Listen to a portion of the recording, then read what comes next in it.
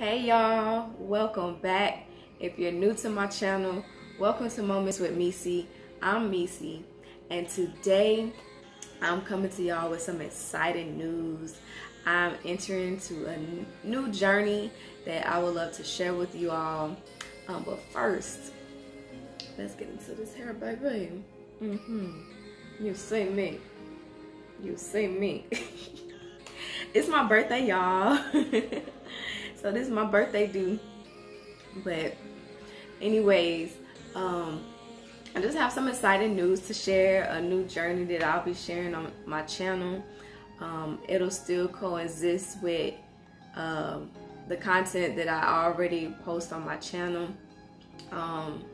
So just to give a little back story before I get into it. So if you've been rocking it with me for a while, you knew that I was in school during like the moments of me doing my vlogging of my pregnancy. I was in school. I mentioned taking a licensing exam, and just to give some back information, I have a bachelor's in health science pre-occupational therapy. I graduated with my degree in 2015, and I was on a path to trying to return to school to get my master's in occupational therapy so that I could be an occupational therapist. With the degree that I had, there wasn't anything I could do in the industry really other than working in a healthcare setting as a tech. So in order to be a therapist, I had to go back to school and obtain my master's. At the time, I'm not sure what it is now, but at the time when I finished school, that's how it was. So when I went through my transition journey from college, I was, doing GRE and everything, getting ready to apply to grad school. Finally, eventually was able to apply to grad school in 2017. Yes, 2017. And when I applied, I got denied. And when I got denied, I was so discouraged because in that moment, I didn't know what was next for me. At that time, I was working 12-hour night shifts at a rehab hospital. And I just was in a moment of being lost, like trying to figure out, okay, what's next for me? What I had and set for my path and my dream at that time, it just was taken away in a sense to me. So there was the option of going back to a 2-year college to obtain occupational therapy assistant license so that I could work as an occupational therapy assistant.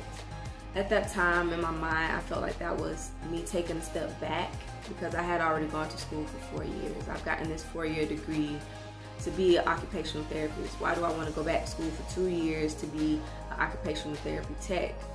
That was just my mindset at that time, so I did not want to do that.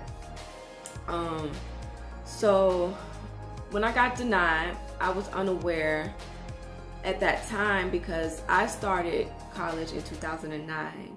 So a lot of my science classes that I had taken before I graduated in 2015 had basically expired, and because they had been so long since I had taken the classes and expired, they did not qualify for my application and me applying. So it was like basically I had to retake all these classes to even be eligible to apply to the occupational therapy grad programs. And y'all, I was not finna go back.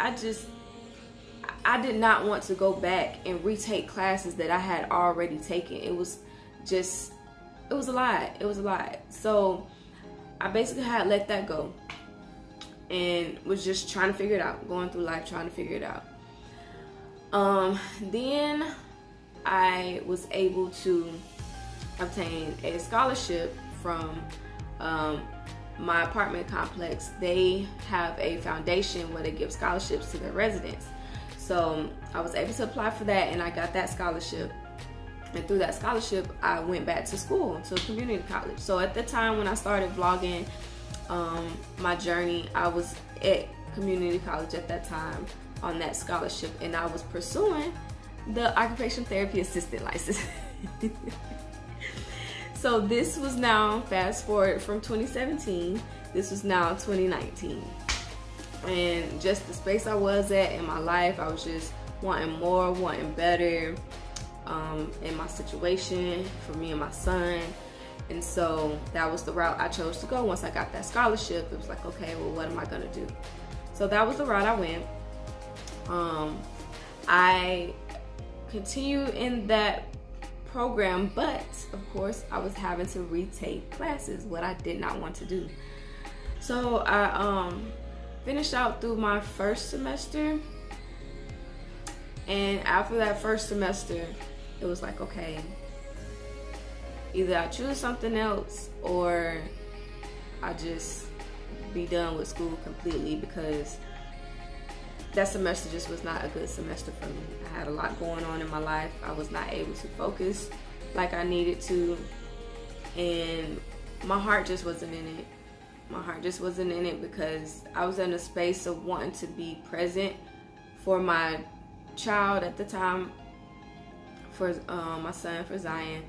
I wasn't pregnant with Egypt at the time, and I was working a 9-to-5 job, basically waking up to be to work at basically like 7:50, 7:40, drop my son off to daycare, and I would be there until probably about 7 o'clock at night most of the times. At that time, I had went through a few jobs, and I was working at the child care center. I gained the opportunity to work at the child care center where my son was, so that was a blessing and a great opportunity. And so I would get to work, drop him off, go to work, but the child care center did not close until 6:30.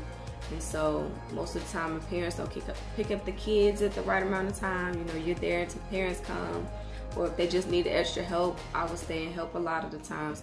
So I wasn't getting home till after 7 o'clock. So I was getting home just to get dinner ready for me and my son, get him bathed and in bed, and get myself to bed to start it all over the next day. Like, my life was literally wake up, go to work, spend my time, all my time with other people's children, to come home to have my energy depleted from my own child, and to have no time to spend with him other than eating dinner and going to bed. So I was just in a cycle that I was not intended to be in, that made me feel emotionally and spiritually broken, because I felt like this isn't all that God has for me. Like, there's more to this. I'm supposed to be doing more than this. And a lot of times during that season, God told me to move. He told me that it was time to move after being there for a while, and I did not listen. And I was listening to Tyler Perry's recent interview the other day with Joel Osteen, and I resonated so much with his message. He had a point in that when he was talking about adversity, and how sometimes when your time and your season is done in a space and God tells you to move and you do not listen, adversity and challenges will come to make you listen and make that move that He is telling you that you need to make. And so yeah, that I had something that took place that caused me to finally leave, and I pursued being a full-time entrepreneur. I have background history in entrepreneurship, and I'll get more into that in another video where I'll talk about my entrepreneurship journey. But I say all of that to say, to give y'all a backstory to where I am now and the journey that I'll be sharing with you all. So in that licensing exam, I was studying. I ended up switching my studies over from the occupational therapy assistance program to the real estate program. And your girl is now a licensed agent and realtor in the state of Texas. So I run a real estate business in the state of Texas as a licensed agent and realtor. And it is just mind-blowing to me to be in the space that I'm in, because I've been trying to be in this space for so long. And just the passion and the dreams and the desire that God has placed within my heart and in my soul, I just have always known there's more out there for me. I desire more, and I really truly feel like the foundation of real estate will do that for me. And the reason I'm choosing to share this journey, when I started sharing my pregnancy journey, I was going through, if you see me looking down, I got the baby monitor, Egypt is sleeping. I was going through a lot within my pregnancy, a lot that I wasn't familiar with. When I was pregnant with Zion, I was a research queen. So a lot of stuff that I dealt with, I knew about it, and then I could ask my doctor, but I didn't deal with much because that pregnancy was a pretty smooth pregnancy. But I dealt with a lot of pain and complications during my pregnancy with Egypt, which if you've been on my journey with me and watching those videos, you know. So I didn't understand a lot that I was going through, and I was so lost and worried and scared a lot of the time throughout my pregnancy, because a lot of what I went through I had never heard of any mothers going through. And I just decided to share that journey to kind of help other moms know that, hey, if this is happening to you, know that everything could be okay. And just sharing that for other women to look at and say, hey, okay, I see she went through this. Maybe everything that's going on with me will be okay. Or, okay, let me ask my doctor about this. Because we grow and we learn through stories, by connecting with other people. And so I was willing to be vulnerable in that moment in my journey to share that for that purpose, and to also have something to reflect on and look back on in the future, because I think it's awesome for me to be able to look back for those memories, to see like my pregnancy journey and everything like that. So I say all that to say that was my reason in sharing that. So my reason in now sharing this journey is because as a mom and as a single mom, when I started researching real estate and digging into it and trying to figure out if it was for me before I took that leap of faith, I tried to look and find moms that I could relate to in the situation that were successful, and to see how that looked for them, how being a mom in real estate looked for them, how being a mom with multiple children in real estate looked for them, how being a single mom in real estate with multiple children looked like for them, how being a black woman who's a mom in real estate looked for them. And it was just hard for me to find people to just gain insight from. So I'm gonna be sharing this journey with you all, in case there's anyone out there that can relate to my situation and is considering a career in real estate, that you're able to maybe ask some questions of me to get more insight, or even see my journey and my situation and feel inspired that you can too do it. Because trust me, if I'm doing this, you can too. If it's a desire in your heart or something that God has placed on you to do, you can do it. I truly believe that greatness lies within every single person on this earth. It just takes you being able to tap into that, changing your mindset to be able to tap into that, changing your environment to be able to tap into that, changing your lifestyle to be able to tap into that, and being mindful of those people that you allow to speak into you and speak around you, because words matter, words are power.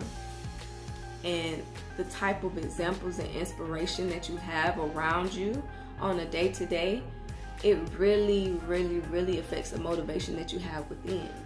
So I say that to say, if you are considering a career in real estate, even if you aren't in relation to my situation as far as being a mom, a black woman, a single mom, even if you're just interested in a career in real estate and you want to be around for the journey to just find out some information, stick around, because it will be here for you to find out. But that is all, you guys. I'm gonna let y'all go and finish enjoying my B-Day. Do it like it's my B-Day, baby. All right, y'all. Peace and love.